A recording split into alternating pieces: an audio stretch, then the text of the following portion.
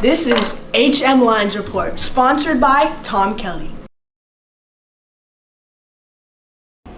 Starting off with boys basketball, they were immediately looking to end their losing streak, and the perfect way to do it came around away at Riverdale. 7th seed versus 8th seed.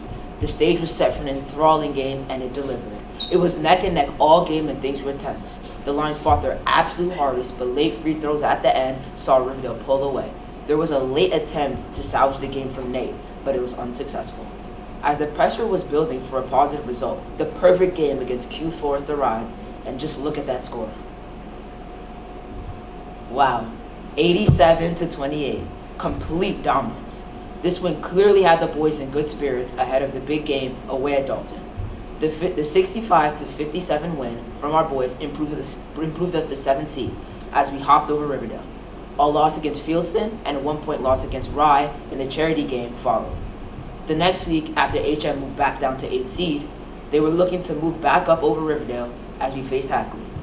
Unfortunately, it was complete and utter dominance from the 4th seed, winning the game. Real quick, usually we don't cover JV sports in the Lines Report, but a quick shout out to our JV boys basketball team who had a game winner from Robbie in the last second buzzer beater away at Fieldston. Congratulations. Shout out Robbie and shout out Matthew who had a great game. On Saturday, there were individual championships for our fencers. They were very hard-fought battles, but only 3 of our fencers made it to the finals. Jillian for girls epee, Alex for boys foil, and Syria for boys saber. Unfortunately, all of them lost in the finals. Here were the thoughts of Alex. What were your thoughts going into the final against Lee? So he's like really good. So Oh yeah. yeah, honestly, I wasn't absolutely. expecting to win. Yeah. But I really wanted to try and get some points for like oh no. All right. It was a pretty disappointing loss in the end, though. It was 15-5, yeah. However, I'm really happy I got second place. I was expecting to do like worse, but second place is really not bad. So yeah. Yeah, that's for sure. In an interview with Jillian, she knew that she was going to lose in the final as she was facing the best girl in the league. But she felt satisfied, unlike Alex, after her loss, and felt happy to even make it to the final on a difficult path after a disappointing pool. Becoming 6-0, varsity ping pong is making their dream a reality and conquering the Ivy League, as highlighted by a perfect match this week, winning 5-0 against the Calhoun table tennis team. After the sweep, the coach's speech was quick and outlined the goal of focusing on basics of the game and to clean up mistakes, but was still proud of the team's blowout and hoped they will continue the streak against Eunice. On to girls basketball, who extended their win streak to 3 against Little Red. 2 late clutch free throws from CC saw girls basketball escaping with a narrow 1-point win. A day later, back in the league, girls basketball were trying to use the momentum they had from the 3 straight wins against Riverdale at home. It was a very close game, but like in the boys' game, Riverdale pulled away in the 4th, handing the girls their first loss in 3 games. This loss didn't faze them though, as they had a big win at home against Q. With 4 wins in 5, the girls looked more than prepared for the big game on Wednesday against first seed Dalton, who were led by 4-star and Purdue commit Mary Ashley Green. Our girls tried their very hardest, but Dalton's forces were too much for us, seeing us go down by 30 in the first half. Second half, we came out much stronger and CC was knocking down bucket after bucket, but it was a little too late. HM went down, but we're looking to finish strong in the closing games this season. Unfortunately, the Dalton loss had a negative effect on them, as back-to-back-to-back losses came against Fieldston, Rye, Loyola, and a massive 40-point loss against Hackley, 18-52. Sorry. They'll be looking to bounce back. Welcome to Lines Report. I'm here today joined by Jonathan Coleman. on the varsity basketball team, man. Nigel Harris. He plays varsity track. So, today we're going to be playing lies. So basically this is how you play the game. I'm going to name a category. I'm going to say, Jonathan, for example, I'd say, how many fruits can you name in 30 seconds? Let's say you say 5. Nigel can either call you a liar, and you would have to name the 5 fruits in 30 seconds, or Nigel can one-up you, and he can say he can name 6. And then it'd be over to you to either call him a liar, or then one-up him. Ready? Ready? First category is NBA teams. How many can you name in 30 seconds? 10. Liar. All right, you have 30 seconds to name NBA teams, starting now. Phoenix Suns, Miami Heat, Brooklyn Nets, New York Knicks, San Antonio Spurs, Memphis Grizzlies, Golden State Warriors, Los Angeles Lakers, Los Angeles Clippers, New Orleans Pelicans. Time. Point to Jonathan. Nigel, you need to pattern up. Yeah. Second round. This one's going to be sports that use a ball. How many can you name in 30 seconds? 7. 7? Yeah.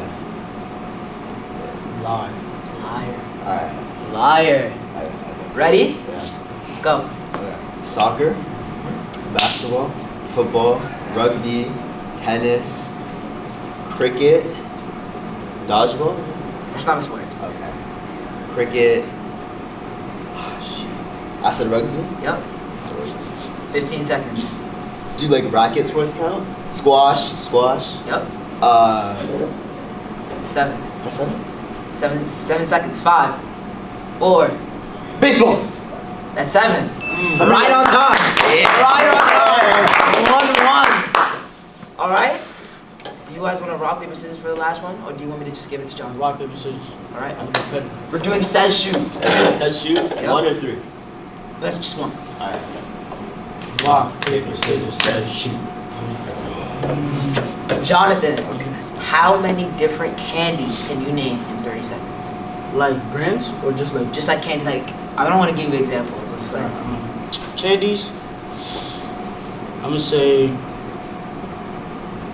6. 6.